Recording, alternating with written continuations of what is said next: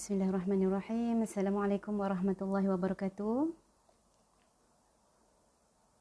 Alhamdulillahirabbil alamin wassalatu wassalamu ala asyrafil anbiya'i wal mursalin wa ala alihi wa sahbihi ajma'in. Rabbi shrah li sadri wa yassir li amri wahlul 'uqdatam min lisani yafqahu qawli. Rabbi yassir wa la tu'assir, rabbi tamim bi khair. Alhamdulillah, hari ini Allah panjangkan usia kita. Allah masih pinjamkan nafas untuk kita terus bernafas ya pada hari ini, pada pagi ini ya. Kita dalam siri ke-8 ya, membaca tajuk-tajuk dalam buku La Tahzan karangan Dr. Aid Al-Qarni. Hari ini insya-Allah kita akan baca tajuk 9 dan tajuk 10 ya, insya-Allah. Siapa yang dah masuk ya, kita tunggu sekejap ya. Tunggu sekejap, saya nampak ada seorang dah masuk. Siapa ya? Okey. Siapa yang dah masuk tu boleh tak munculkan diri, bagi satu love kat saya ke ya, bagi satu heart kat saya ya. Boleh saya nampak kat sini, boleh bertegur siapa ya. Kak Sia ya. Assalamualaikum Kak Sia. Assalamualaikum Ida, Fida ya. Okey. Ada 5 orang nampak kat sini tapi tak nampak siapa ya. Okey, kita tunggu sekejap lagi. Dalam seminit 2 lagi. Okey. Siapa lagi kat sini yang tak tak nampak dia punya ayah, dia punya tu kecil. Cik Taufik ya, Cik Taufik sahabat saya, sahabat kaunselor. Assalamualaikum Cik Taufik. Terima kasih ya Cik Taufik sudi masuk ya. Besar hati saya. Orang hebat-hebat masuk kan. Okey. Sharing yang kecil je ya, sharing yang kecil ya. Daripada duduk di rumah PKPB kan, ada juga sesuatu yang kita lakukan ya. Okey. 7 orang, siapa lagi? Tak nampak ya. Siapa yang nampak kat sini? Ada kat sini saya nampak, boleh tegur lah ya. Tak nampak tak boleh nak tegur. Jangan kecil hati ya kalau tak tegur ya. Okey. So harap-harap semua apa khabar semua ya, sahabat-sahabat. Semua sihat ya. Semua dilapangkan fikiran ya, ditenangkan hati, dipermudahkan segala urusan. Kak Zaliha, Assalamualaikum Kak Zaliha, peminat La Tahzan ya. Peminat La Tahzan, sahabat saya daripada maktab PDRM Kuala Kubu Baru ya. Okey. Anak saudara saya nampak ni, Ilah. Assalamualaikum Ilah. Menyerok apa pagi ni Ilah? Orang Kedah kata menyerok. Menyerok tu bukan menyorok ya. Menyorok tu bersembunyi. Orang Kedah kalau kata menyerok tu maksudnya sarapan. Ya. Sarapan lah. Breakfast. Orang kampung kata breakfast lah ya. Okey. So dah 10 orang masuk, insya-Allah mudah-mudahan kita boleh mula dah lah ya. Tak payahlah tunggu ramai-ramai kan, tak apa. Lepas ni siapa yang ni boleh masuk, boleh tengok kan sebab dia recorded. Okey. So okey. Kak Azia, Assalamualaikum. Ya. Okey. So mungkin ada yang berpuasa hari ni ya. Selamat berpuasa. Puasa Isnin kan? Puasa sunat Isnin. Selamat berpuasa, tahniah ya. Okey. So hari ni insya-Allah ya kita akan mulakan hari kita ya. Bagi siapa-siapa yang rasa hari ni awal pagi ni dia nak mood yang baik ya, bolehlah ya. Letakkan sedikit wangi-wangian di tangan ya, sedut ya, supaya kita dapat rasa ketenangan, ketenteraman, kedamaian ya, kenyamanan, nyaman di hati tu ya. Sebab Wangi-wangian ni dia mententeramkan jiwa kita. Okey. Dan kalau dalam pengurusan stres, wangi-wangian tu adalah wangi-wangian seperti lavender dan juga vanila ya, dan juga vanila ya, boleh membantu kita untuk mengurangkan rasa stres kita ya, boleh insya-Allah. Okey. Okey, untuk hari ini, siri 8 hari ini kita akan membaca dengan clear tak Clear tak? Sebab hari ni saya tak bawa tak pakai siap-siap. Saya guna klip je. Jauh kat sini boleh dengar kan? InsyaAllah boleh dengar. Kalau tak dengar bagi tahu ya. Okey. Kan saya cakap sorang-sorang pula kan? Syok sendiri. Okey. So hari ni tajuknya adalah teguhkanlah kepribadian anda, ya, tajuk 9. Teguhkanlah kepribadian anda, ya. Apa yang Dr. Aid nak nukilkan di sini, dia ceritakan kat sini, ya. Dia kata dia mulakan perenggan awal dengan yakni jangan mudah mengenakan dan meniru-niru ciri kepribadian umat lain, ya. Assalamualaikum Kak Nur. Assalamualaikum Mi, sahabat saya. Okey. Dr. Aid kata, perenggan pertama dia kata, jangan mudah mengenakan dan meniru-niru ciri kepribadian umat lain, ya. Kerana itu akan menjadi petaka yang tidak mudah redha bagimu, ya. Orang-orang yang lupa dengan dirinya sendiri, suaranya, gerakan tubuhnya, ucapannya, kemampuannya dan keadaannya sendiri kebanyakan akan meniru-niru budaya bangsa lain, dan itulah yang disebut dengan melatah, mengada-ngada, berpura-pura dan kehilangan jati diri. Ya. Yang ini kita nampak kan, kalau kita yang tua-tua dewasa ni, kalau masih nak tiru K-pop, nak tiru apa yang Korea, nak tiru, ni memang masalah besar tu kan. Kalau budak-budak tu, kalau remaja, kita tahu kan, remaja ni masih dalam proses mencari identiti, krisis mencari identiti. Dia nak tengok, dia tengok, dia idolakan seseorang yang dia nampak macam, oh macam tu. So dia minat orang tu. So dia akan buat macam orang tu. Contoh dia minat Korea kan, rambut K-pop, dia akan buatlah rambut K-pop. Lepas tu dia tengok pula dia minat Jepun ya, dia minat Jepun. Jepun ni tengok filem-filem Jepun, filem Korea apa semua, dia orang makan dengan chopstick lah bagai kan. So remaja-remaja ni memang dalam proses mencari identiti ya, dinamakan dalam proses remaja tu proses krisis identiti kan. Dia belum lekat lagi identiti diri dia yang sebenar, dia masih duk cari-cari lagi. Ya, duk cari-cari lagi. Jadi kalau masih dalam remaja, ibu bapa lah yang berperanan kat situ, kena bagi tahu ya. Maknanya kita tak boleh ya, kita tak boleh ikut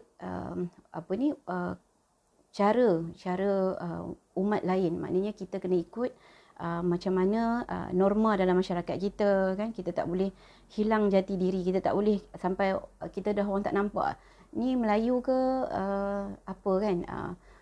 Dan kita pun biasa kan, kadang-kadang kita jalan dekat mana-mana kan, kita akan jumpa sampai kita macam tertanya-tanya, dia ni orang Melayu ke orang lain daripada Melayu lah, maksudnya kadang sampai kita tertanya-tanya identiti dia. Yang itulah yang menimbulkan yang hilangnya jati diri.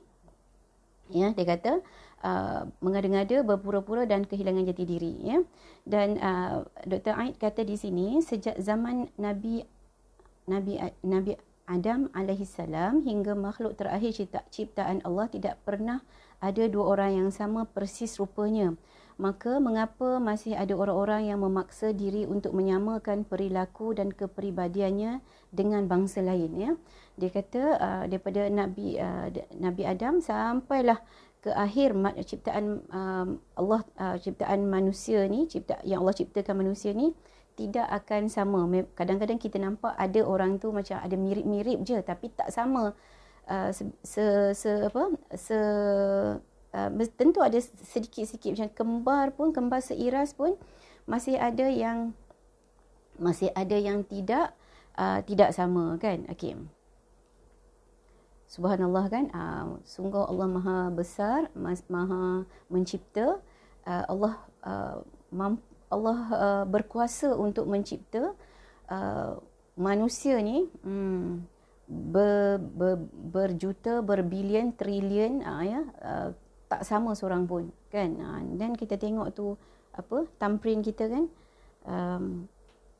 tak sama, boleh kenal, boleh membezakan, begitu kecil ya tetapi boleh membezakan.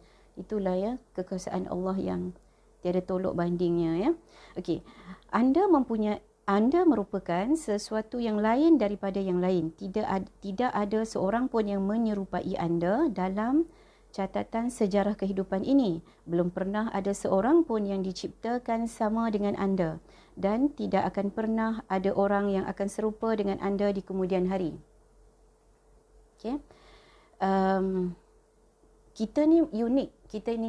Ya. Kita ni unik.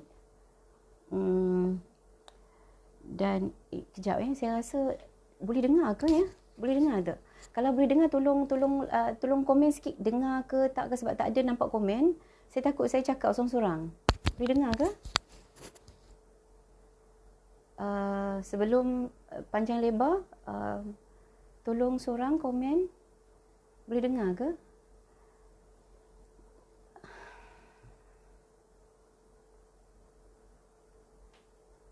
Ke tak naik kat komen saya Saya pun tak sure. Okey, Assalamualaikum Huda. Huda dengar tak Huda? Kalau dengar saya akan teruskan. Kalau tak dengar saya macam rasa sebab tak nampak komen. Kadang ada juga yang bagi salam ke apa kan. Nampak jugalah interaksi dua hala tu. Ni macam cakap sorang-sorang kan. Ke tak dengar?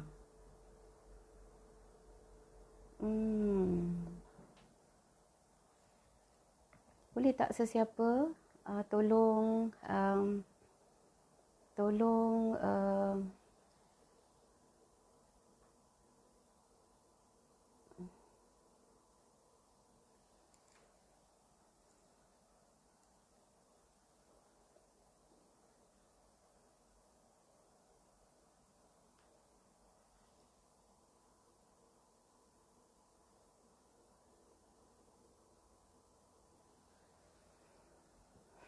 okey, tak ada komen. Saya pun tak sure dapat dengar ke tak Saya takut ada masalah ke apa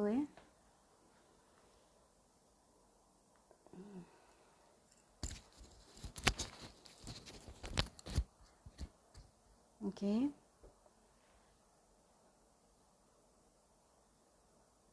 Ke tak naik kat sini, saya pun tak sure naik ke tak dekat komen ni. Tak nampak.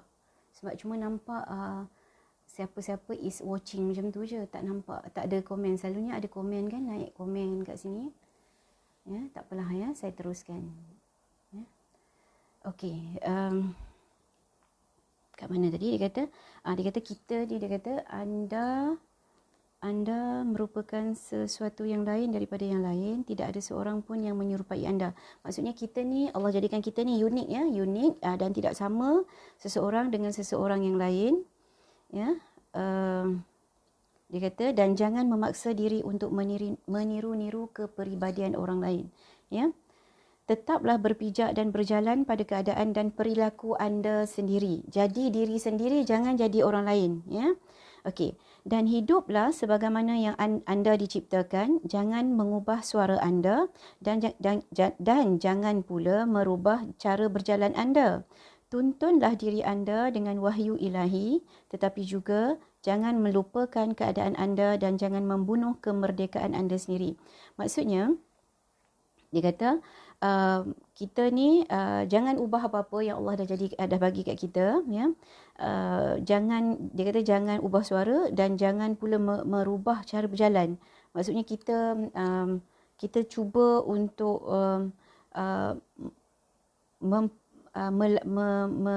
melakukan ataupun mengidentifikasikan seseorang yang lain dengan diri kita. Kita nak cuba nak meniru seseorang, ya.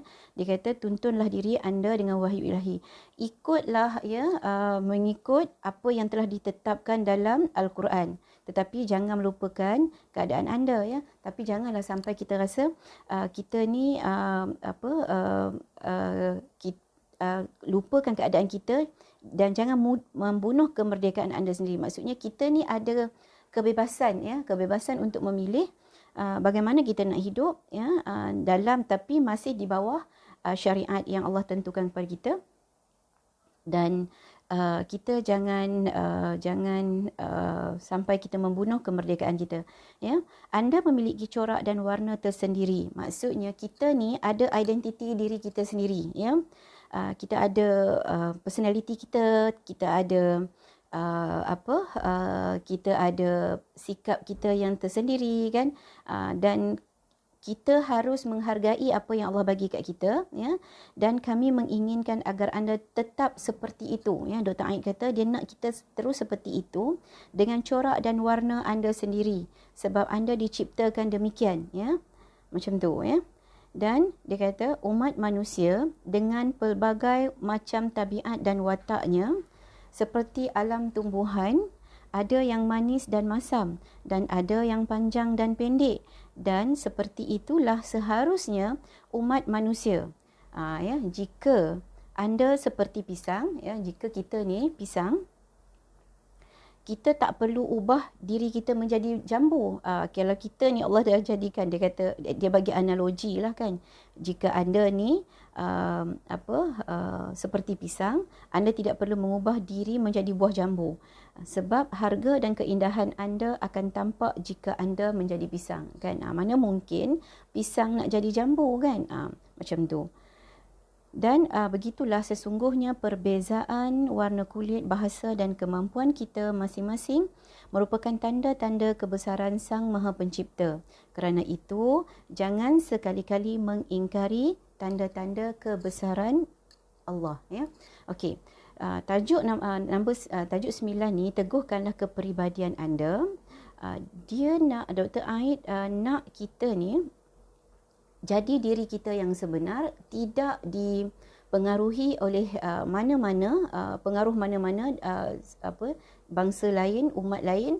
Dia nak kita jadi diri kita yang sebenar, ya. Dan ada satu yang kita selalu dengar orang analogikan, ya, macam mana kita nak mengekalkan jati diri kita ni, ya, supaya kalau dalam psikologi dia ada lokus kawalan dalaman dan lokus kawalan luaran.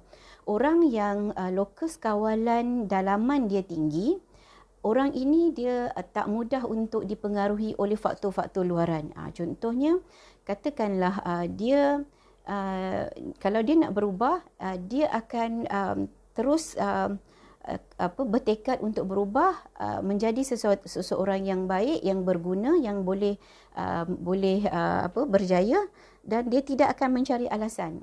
Kalau orang yang individu yang lokus kawalan luaran dia tinggi, orang tu dia akan selalu memberi alasan. Saya bukan tak nak berubah, saya sebenarnya saya nak berubah, tapi tengoklah keluarga saya ni, tengoklah rakan-rakan kat tempat saya kerja ni, dia orang ni buat macam ni kat saya, kan. Maksudnya dia ada lokus kawalan luaran yang tinggi. Jadi faktor-faktor persekitaran itu yang telah mempengaruhi diri dia, yang membuatkan dia tak boleh berubah.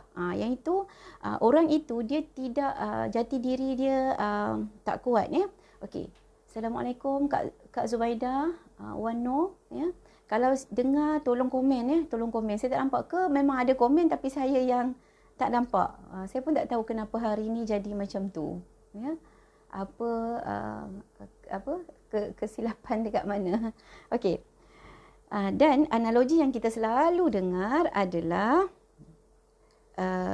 jadilah seperti ikan di laut, ya. Ikan di laut, walaupun dia hidup dalam laut, ya, tetapi hidup dalam laut yang lama, yang panjang tempoh dia, tetapi bila kita orang pancing dia ke, orang jala ke, pukat ke apa, ikan tu naik ke darat, ya, kita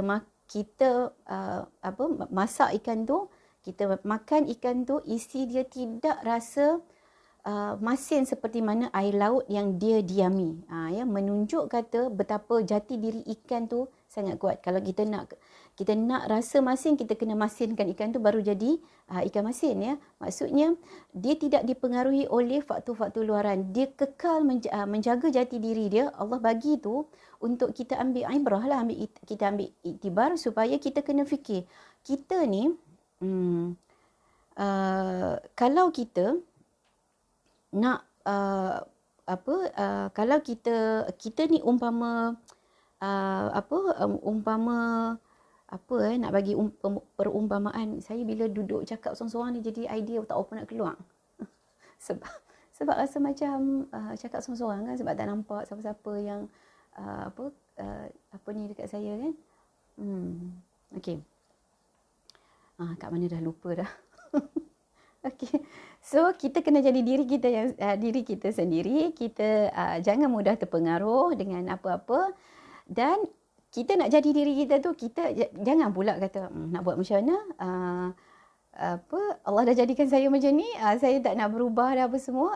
Saya bukan tak nak berubah, dah Allah jadikan saya macam ni. Nanti kita nak baca tajuk 10 ni kan, terimalah qada dan qadar Allah ni, ya.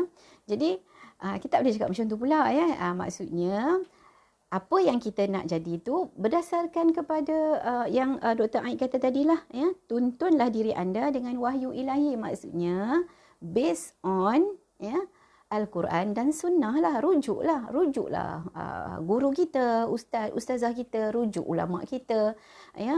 Rujuk Al-Quran kan. Apa yang kita tak faham, kita cari ulama untuk jelaskan, ya. Bukanlah kita kata dah Tuhan saya jadikan saya macam ni, tak apalah. Tak boleh kan? Maknanya gitu, ya. So, tajuk nombor 9 ni, teguhkanlah kepribadian anda ni disekalikan dengan terimalah qada dan qadar Allah, ya. Okey. Tajuk ke-10, terimalah qada dan qadar Allah. Saya bukanlah nak membincangkan apa itu qada dan qadar di luar bidang, saya bukan ahli dia, ya, untuk menceritakan tu, tetapi saya nak membantu sahabat-sahabat untuk menyantuni, ya, bagaimana kita nak menyantuni ketetapan yang Allah bagi kat kita ni, ya. Kita tahu, ya.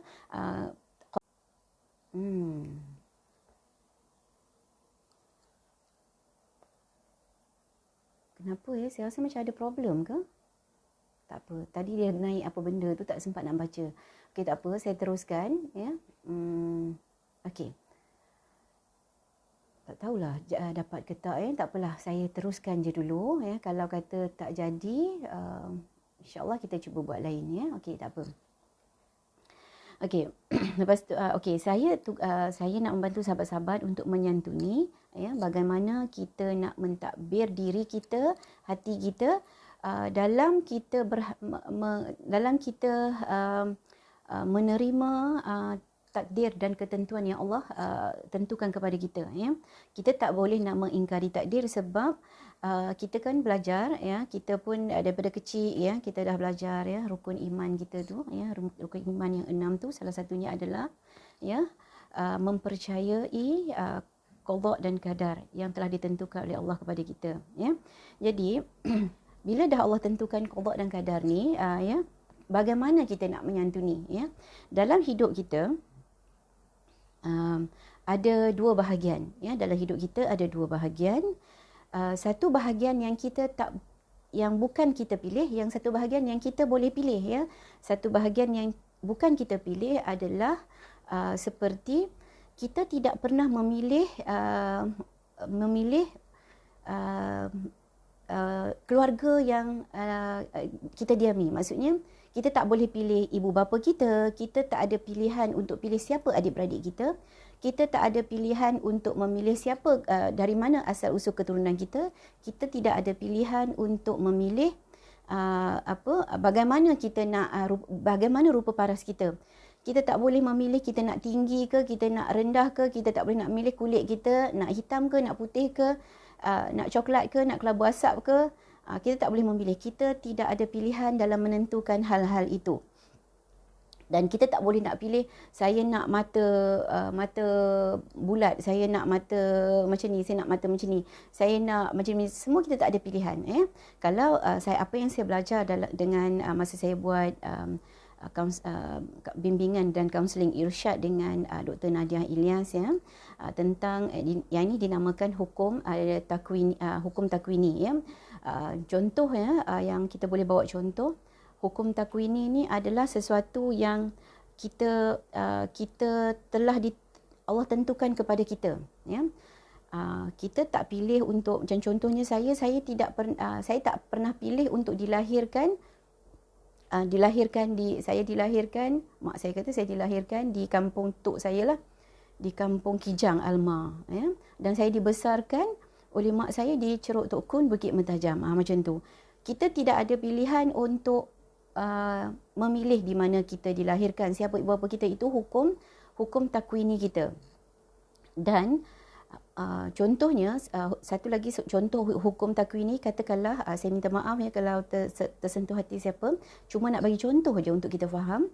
Hukum takwini ni, apabila seseorang itu dilahirkan dengan kudung kakinya, kaki sebelahnya kudung, itu hukum takwini. Dia tak pilih untuk dilahirkan dalam keadaan itu, tetapi dia perlu hidup dengan satu lagi hukum, iaitu hukum tasyri'i. Hukum tasyri'i itu adalah dia perlu hidup mengikut syariat lah, syariat yang telah ditetapkan oleh Allah, iaitu dia kena solat. Contohnya solat, macam mana nak solat? Rukun solat yang pertama tu apa? Yang mula-mula solat kan kena berdiri betul.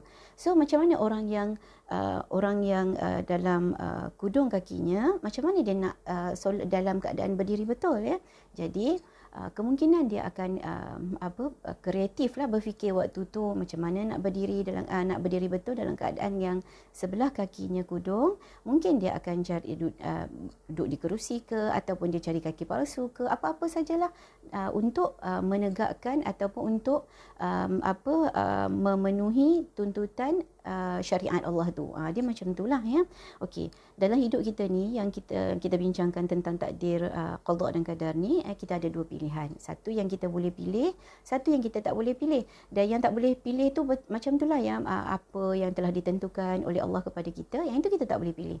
Macam juga kita tak boleh pilih, contohnya kalau tajuk-tajuk sebelum ni kan kita baca kritikan tajam, kita tak pernah pilih untuk orang tuduh kita, orang fitnah kita. Kita tak mampu untuk kawal orang tu, tetapi orang tu buat tuduhan pada kita, fitnah kita dan sebagainya, yang itu bukan dalam pilihan kita, yang itu Allah dah tentukan kepada kita. Dan Allah tidak akan memberatkan kita, membebankan kita dengan apa yang kita tak mampu pilih. Tetapi yang mana yang kita mampu pilih ni, yang mana kita mampu pilih.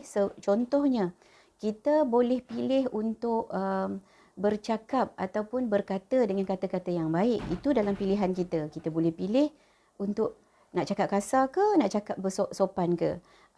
Kita boleh pilih untuk bercakap tidak menyakitkan hati orang, ataupun kita nak cakap untuk menyakitkan hati orang. Kita boleh pilih untuk berkata-kata dengan kata-kata yang baik, ataupun kita nak memilih untuk berkata dengan kata-kata yang tak baik. Itu dalam pilihan. Dan kita boleh pilih untuk kita nak senyum kat orang ataupun kita tak senyum kat orang. Itu dalam pilihan kita. Yang itu yang mana Allah bagi kat kita untuk kita pilih.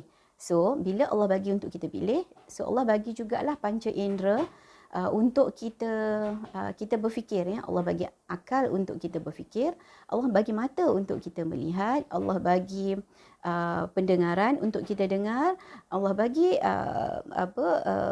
mulut untuk kita bercakap, dan Allah bagi hati untuk kita merenung. So, kita kena buat pilihan yang baiklah, untuk meletakkan diri kita. Dan akhir hidup kita ada dua saja, tak ada duduk tengah-tengah kan, syurga atau neraka. Kita boleh dalam hidup ni kita boleh pilih untuk kita nak pahala ataupun kita nak dosa, dan di akhirat nanti kita boleh pilih kita nak syurga ataupun kita nak neraka. Kedua-duanya tu dalam pilihan kita sebenarnya, sebab Allah dah bagi dah package untuk kita buat pilihan tu. Okey, Dr. Aid kata apa?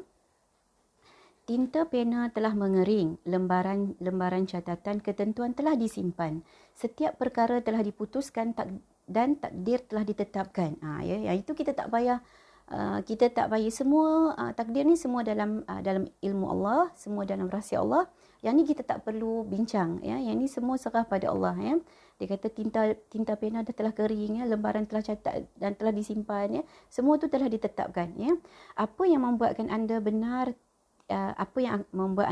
tidak akan membuat anda salah, ya. Sebaliknya, apa yang membuat anda salah tidak akan membuat anda benar, ya.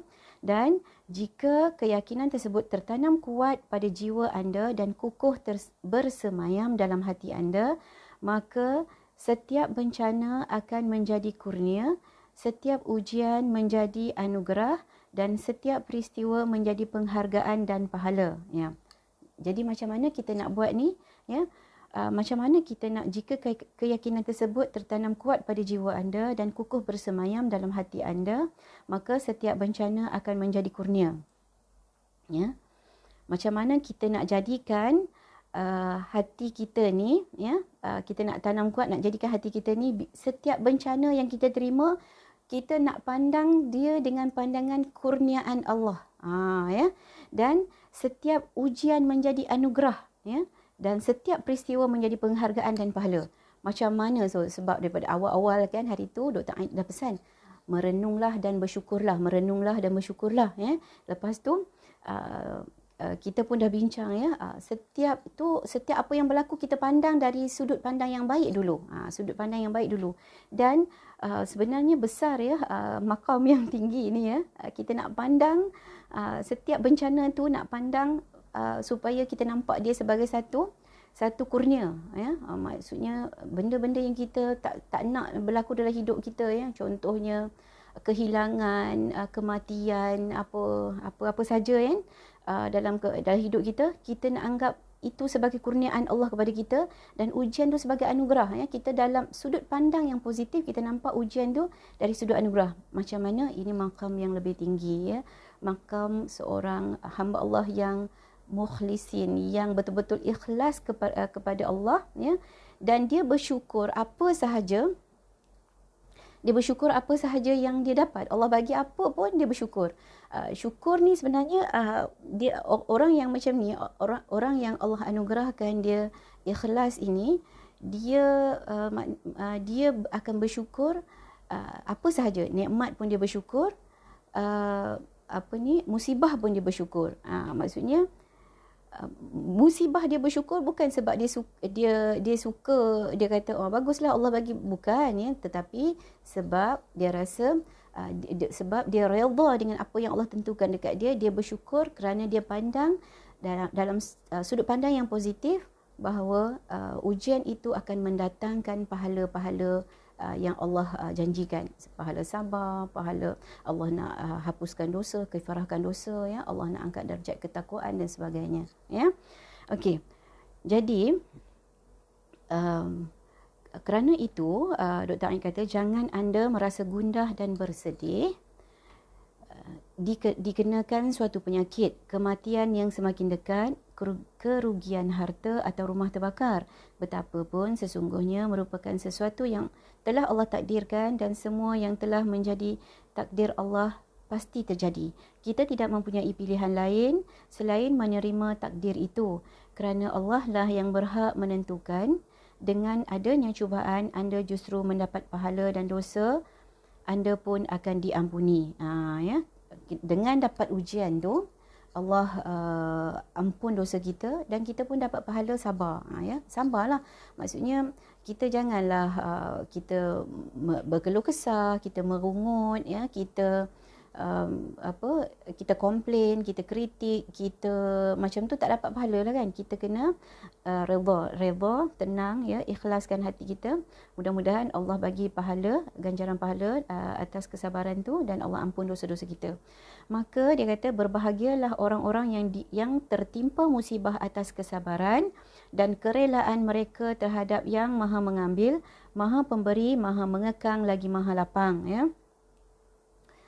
Dan dia kata saraf-saraf anda akan tetap tegang, kegundahan jiwa anda tidak akan reda dan kecemasan di dada anda tidak akan pernah sirna sebelum anda benar-benar beriman terhadap qada dan qadar. Ya, dia kata saraf-saraf kita ni akan tegang, kita akan stres, dia kata kita akan rasa sedih, gundah gulana jiwa kita, dan kita jiwa kita gundah gulana sebab kita tak redha, dan kita akan rasa cemas dalam dada kita, dan anda tidak akan pernah sirna. Cemas dada tu tak akan hilang, ya. Sehinggalah kita benar-benar beriman kepada, kita percaya kepada qada dan qadar, dan kita terima ketentuan yang Allah tentukan pada kita, ya. Tinta pena telah mengering bersamaan dengan semua hal yang anda temui. Maka jangan biarkan diri anda larut kesedihan. Jangan mengira diri anda sanggup melakukan segala upaya untuk menahan tembok yang akan runtuh, membendung air yang akan meluap, menahan angin agar tidak bertiup, dan memelihara kaca agar tidak pecah. Adalah tidak benar bila semua itu dapat terjadi dengan paksaanku dan paksaanmu. Kerana apa yang telah digariskan akan terjadi, setiap ketentuan akan berjalan dan semua keputusan akan terlaksana. Okey. Dr. Aid nak bagi tahu kat kita, dia kata kita jangan sedih sebab dalam hidup kita ni kita ada limitasi-limitasi tertentu, yang mana ada benda-benda yang kita mampu kawal, ada benda yang kita tak mampu kawal. Yang mana kita mampu kawal, kita buatlah sehabis baik. Yang tak mampu kawal, kita kena serah pada Allah, ya. Kita ni la haula wala quwata illa billah. Kita memang tak ada daya, tak ada apa-apa, tak ada upaya apa-apa, melainkan dengan bantuan Allah, ya. Dan anda harus menyerahkan semua hal kepada takdir agar tidak tertindas oleh bala tentera kebencian, penyesalan dan kebinasaan. Dan percayalah dengan kebenaran qada sebelum anda dilanda banjir penyesalan. Dengan begitu, jiwa anda akan tetap tenang menjalani segala daya upaya dan cara yang memang harus ditempuh. Dan bila kemudian terjadi hal-hal yang tidak anda inginkan, maka itu pun merupakan sebahagian dari ketentuan yang memang harus terjadi. Ya, dia kata. Okey, dia kata dia akhirkan perenggan dia dengan sepotong hadis, tapi hadis ni tidaklah diriwayatkan oleh siapa-siapa. Dia kata jangan pula anda mengandaikan, ya. Hadis ni berbunyi, maksudnya seandainya aku melakukan begini dan begini, nescaya akan begini dan begini. Akan tetapi katakanlah semua yang telah ditakdirkan dan dikehendaki Allah pasti terjadi, ya. Okey. Maknanya kita boleh takbir, kita mampu takbir hati kita, perasaan kita, pemikiran kita, kita boleh mampu takbir dengan adanya kepercayaan kita, penerimaan kita terhadap ketentuan yang telah Allah tuliskan untuk kita, ya. Kita perlu ada satu acceptance kat situ, penerimaan yang tinggi, bahawa kita kena sedar kita ni berstatus makhluk, hamba Allah, ya. Dan kita perlu sedar keadaan itu, maka kita tidaklah terasa kita ni keakuan kita terlalu tinggi, kita tidaklah merasa kita ni mampu kawal semua perkara. Jadi ada perkara-perkara yang tidak mampu kita kawal, kita kena serah pada Allah. Yang mana kita ada pilihan, yang itu kita perlu buat sesuatu yang baik, kerana Allah bagi dekat kita ni Allah bagi dekat kita kelebihan-kelebihan, ya. Ada mata yang boleh melihat, ada telinga yang boleh mendengar, ya. Ada otak yang boleh berfikir, ada akal yang boleh berfikir, ada hati yang boleh merenung. Jadi kita buatlah yang terbaik untuk mentadbir hati, mentadbir jiwa kita, mentadbir perasaan, mentadbir pemikiran kita berlandaskan keimanan kita kepada Allah, ya. Saya rasa kurang tak berapa sampai sangat hari ini, sebab tak nampak siapa, tak dapat berinteraksi. Jadi saya rasa Saya pun tak pasti adakah dapat ke tak dapat ke, wallahu alam, tak tahu ke, tak kena kat mana ya, setting ke apa ke, tapi tak adalah tukar-tukar apa-apa benda kan. Wallahu alam ada ke tak. Jadi mudah-mudahan perkongsian ini memberi manfaat kepada kita untuk kita jalani kehidupan ini dengan lebih baik ya. Pandanglah sesuatu dengan sudut pandang yang positif, insya-Allah kita akan merasa lapang, merasa tenang, dan apa saja ketentuan yang Allah takdirkan kepada kita, kita duduk, kita berdiri di situ, kita renungkan dan kita serulah nama Allah. Ya Allah, aku redha, aku terima ya Allah. Inilah perjalanan hidup yang aku harus lalui, aku harus jalani. Aku mohon petunjuk-Mu, aku mohon bimbingan-Mu. Mudah-mudahan aku di dalam berada di bawah pentadbiran bimbingan dan petunjuk-Mu ya. Kita buat macam itulah ya, untuk mendapat ketenangan dan ketenteraman dalam hati. Saya rasa sampai di sini sahaja perkongsian ini ya. Wallahu alam ada dapat ke tak, dengar ke tak ya. Saya pun tak nak panjangkan sebab rasa tak tahulah setting dia ke lari ke macam mana. So saya rasa sampai di sini sajalah ya. Mudah-mudahan Allah izinkan ya. Kalau katakanlah saya tengok lepas ni tak jadi, saya akan ulang balik lah ya.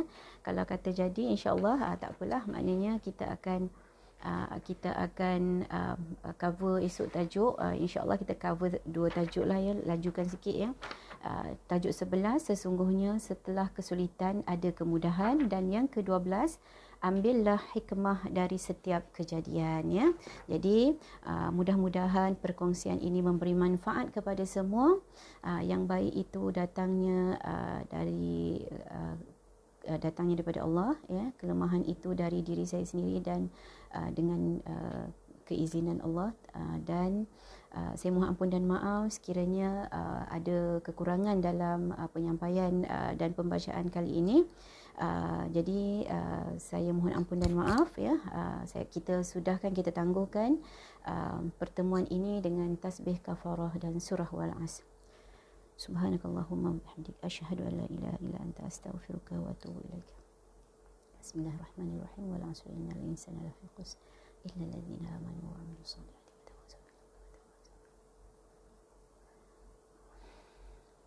Sekian dulu, wabillahi taufik wal hidayah. Wassalamualaikum warahmatullahi wabarakatuh. Salam sayang untuk semua. InsyaAllah kita jumpa lagi esok.